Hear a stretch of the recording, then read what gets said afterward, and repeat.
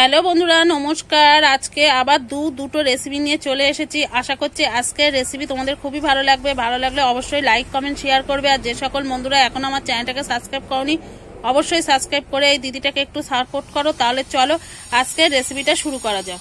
দেখো, এখানে কিন্তু আমি গিরমি শাক নিয়ে নিয়েছি। এই গিরমি শাকটা কিন্তু গরমে বড়া করে খেলে শরীরের পক্ষে খুবই উপকারী। এই গিরমি শাকের কিন্তু আবার থেঁতো করে রসও খায়, রসটাও কিন্তু খাওয়া খুবই ভালো। গরমের সময় কিন্তু এগুলো কিন্তু হয় মাঠে ঘাটে, এগুলো কিন্তু পাওয়া যায়। আমাদের যেহেতু গ্রাম অঞ্চল, আমরা কিন্তু মাঠ থেকে গোটো করে নিয়ে এসেছি এই গিরমি শাকগুলো। আর এই গিরমি শাক দিয়ে কিন্তু মটর ডাল দিয়ে বড়া বানিয়ে দেখাবো।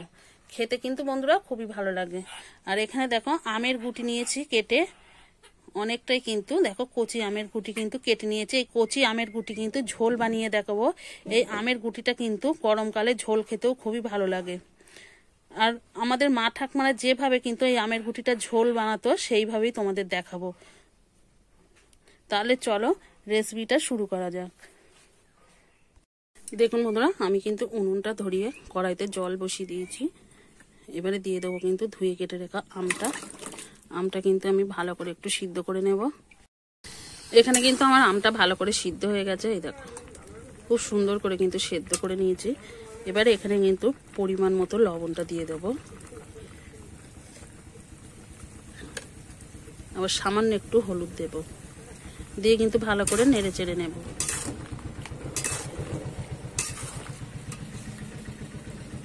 আর একটু আমি হতে দেব। দেখো আমার কিন্তু সুন্দর করে আমটা সিদ্ধ হয়ে গেছে। এবারে আমি নামিয়ে নেব। কড়াইটা কিন্তু আমি ধুয়ে পরিষ্কার করে বসিয়ে দিয়েছি। এবারে কিন্তু সামান্য একটু তেল দিয়ে দেব। তেলটা আমি গরম করে নেব। তেলটা আমার গরম হয়ে গেছে। এবারে আমি ফোড়নে কিন্তু 5 ফোড়ন দেব। 5 ফোড়নটা আমি একটু নেড়ে চেড়ে নেব। ফোড়নটা কিন্তু আমার ভাজা হয়ে গেছে। এবার কিন্তু সাঁতলে দেব।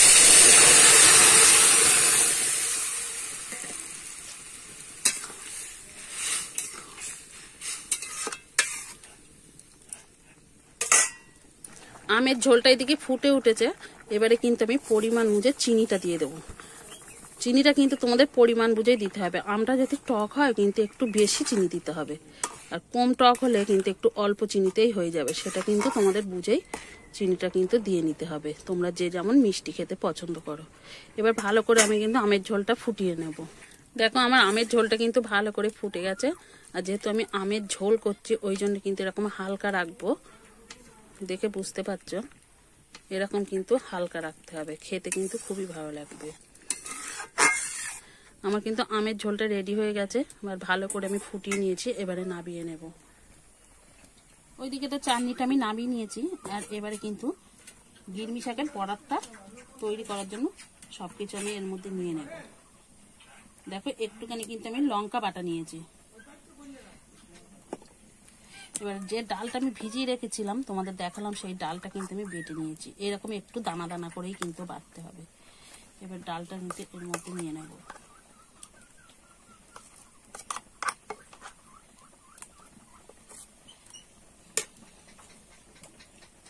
ডালটা নিয়ে নিয়েছি। একটা পেঁয়াজ দেখো আমি কুচি করে কেটে নিয়েছি।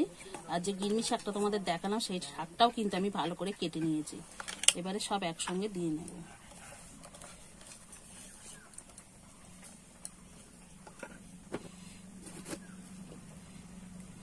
স্বাদ মতো লবণ,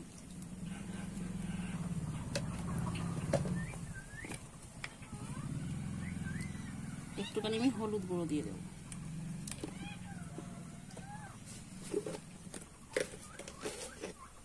দেখো একটুখানি আমি চিনি দিয়ে দিচ্ছি,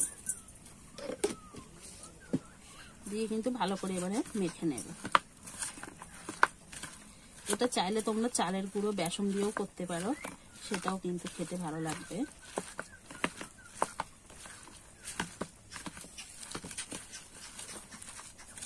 এইভাবে আমি ভালো করে মেখে নেব।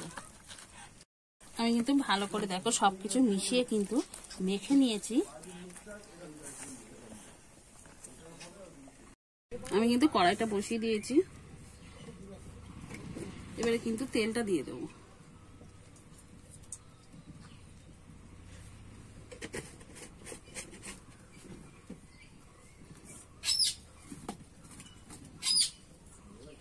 তেলটা কিন্তু আমার গরম হয়ে গেছে, একটুখানি নাড়িয়ে নিচ্ছি।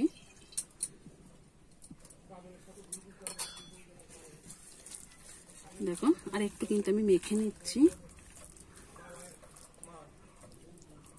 এবার এখান থেকে কিন্তু এরকম নিয়ে নেব আর একটা বড়ার শেপে কিন্তু আমি দিয়ে দেব।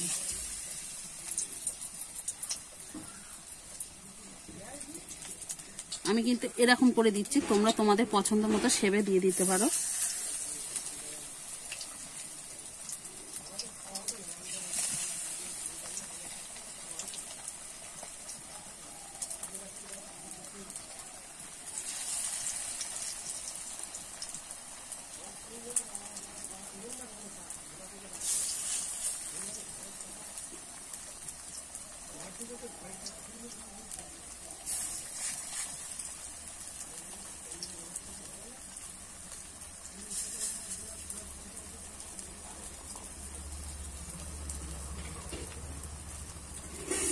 আমি কিন্তু সব বড়াগুলো একই সঙ্গে দিয়ে নিয়েছি।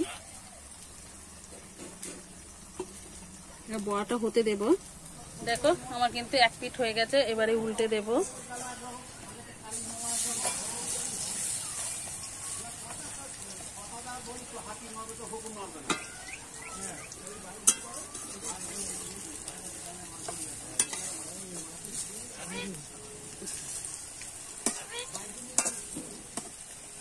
এইভাবে কিন্তু আমি উল্টে পাল্টে বড়াগুলো ভেজে নেব।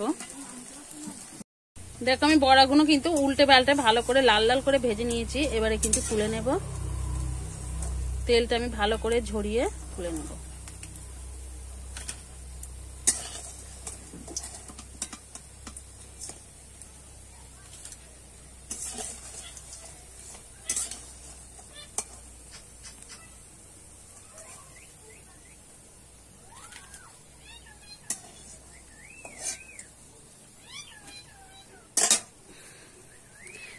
দেখুন বন্ধুরা, বড়াটা কিন্তু খুব সুন্দর কিন্তু কালার এসেছে।